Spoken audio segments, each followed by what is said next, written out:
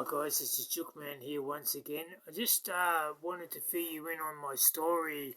This 13-page story, this is all about being a ward of the state, living on the streets, starting from when I was age 13, and then the police force caught me and brought me back to the foster family, and I had to stay back in the foster family right up until I was 16. So the abuse started again, so they've brought me back to this foster family in Thomastown, and the parents that had me, you wouldn't call them parents as parents, you know, they're just, words can't explain who they were. You know, people would meet them back in the 70s and say, oh, they're your parents, they're beautiful people.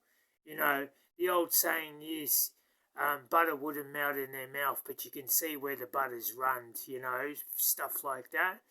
Now, I tried as a young boy, starting from age 2, when they first got me, to fit into that family.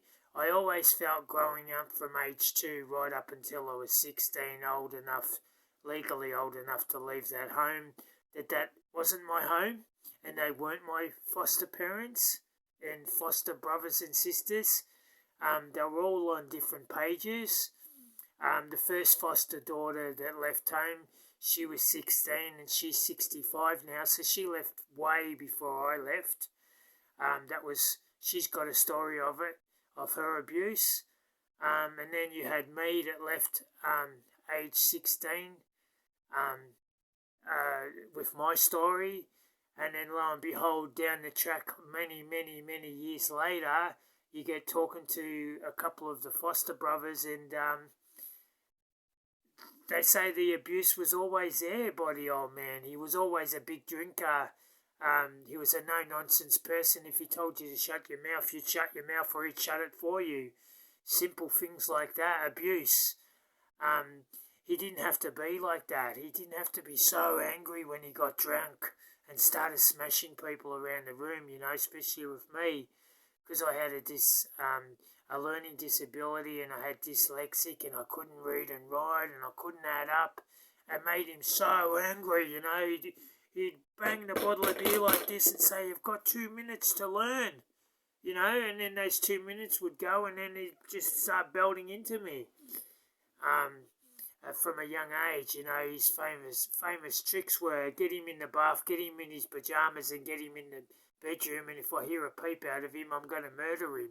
There is his favourite sayings, you know, and you just wonder, why would you go to all this trouble of adopting kids if you're not going to look after them? You know, kids are kids, you know, you gotta, like, I'm not a parent, but I've got the rough idea the right way and the wrong way of bringing them up, you know. What doesn't work the first time, try again, something different, you know. But you can't use physical abuse or mental abuse or any sort of abuse to teach kids or animals. It just doesn't cut the cake.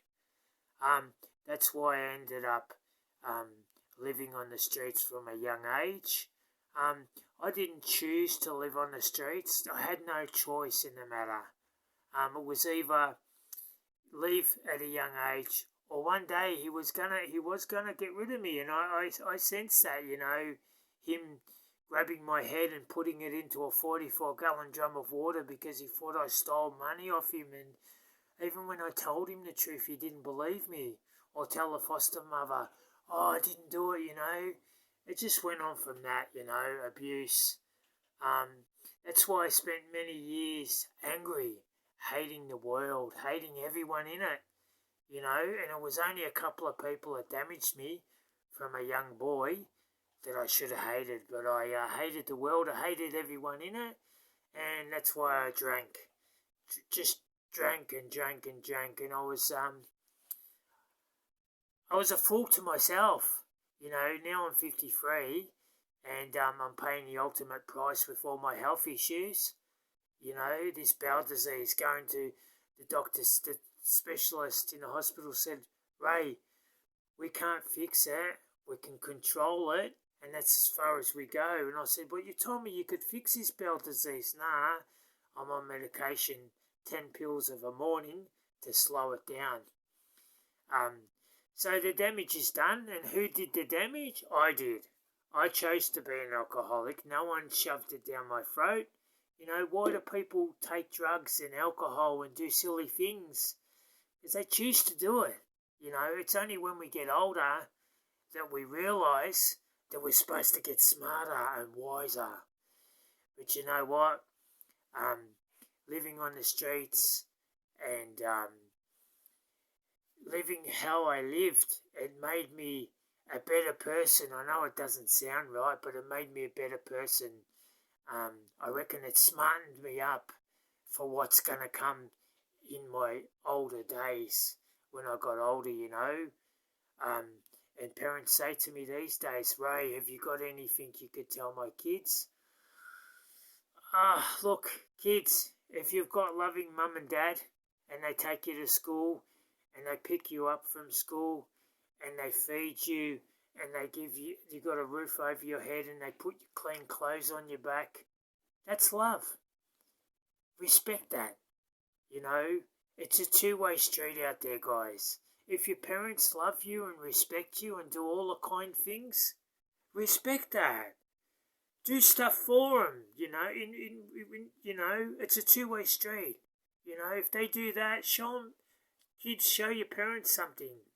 Mow the lawns or help them clean the house. Because there's a lot of kids out there that haven't got loving mums and dads for whatever reason it is. You know, some kids that are in the orphanage, their parents has passed away. You know, they're in there because of whatever reason it is.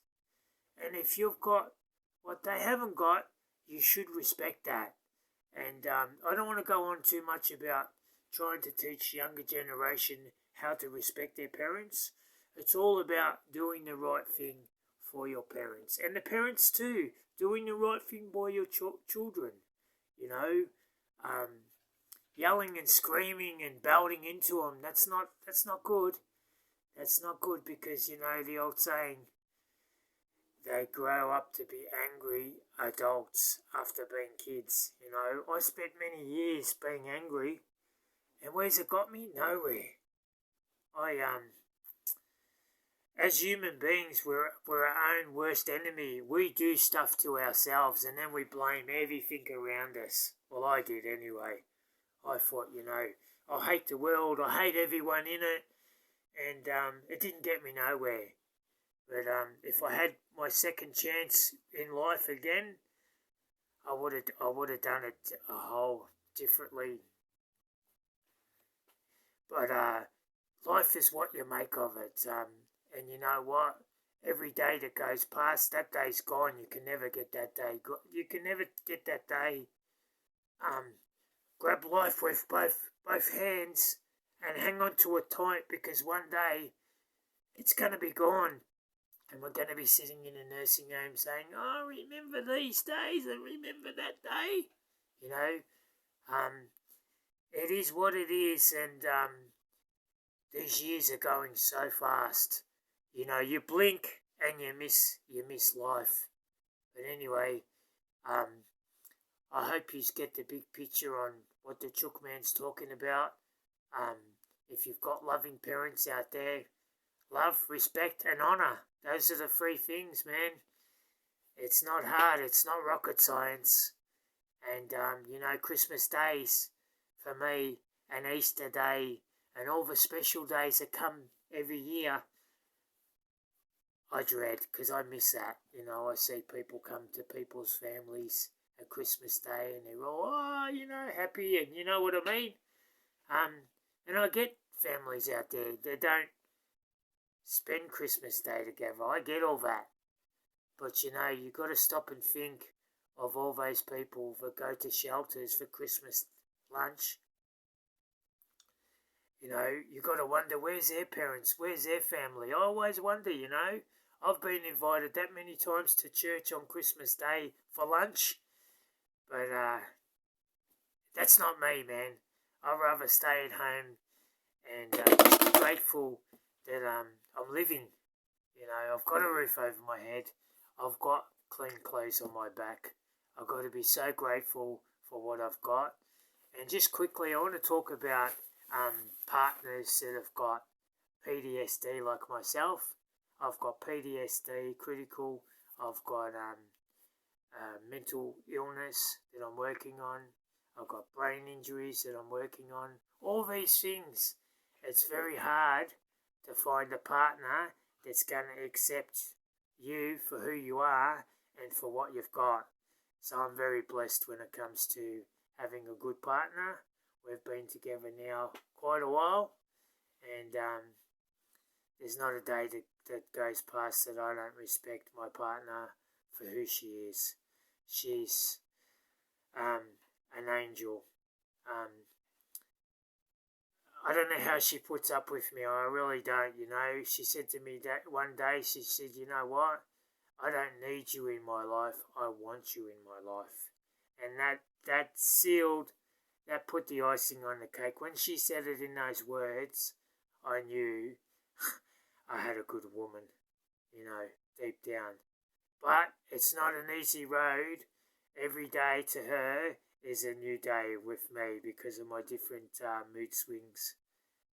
One day I'm up, one day I'm down. Alright guys, I hope I haven't bored you to tears. I just hope out of my story and telling you my story, it picks someone up and helps them on their journey. Because guys, we're all on a journey. One day that journey's going to finish and we become two things in life after that journey's finished.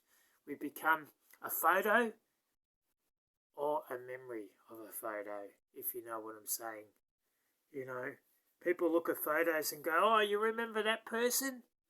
So you become a memory of someone, But life is what you make of it, as Forrest Gump says. Life is like a box of chocolates. Anyway, guys, have a great day. And I hope you get the big picture of the Chook Man. Have a great day, and I'll talk to you all later.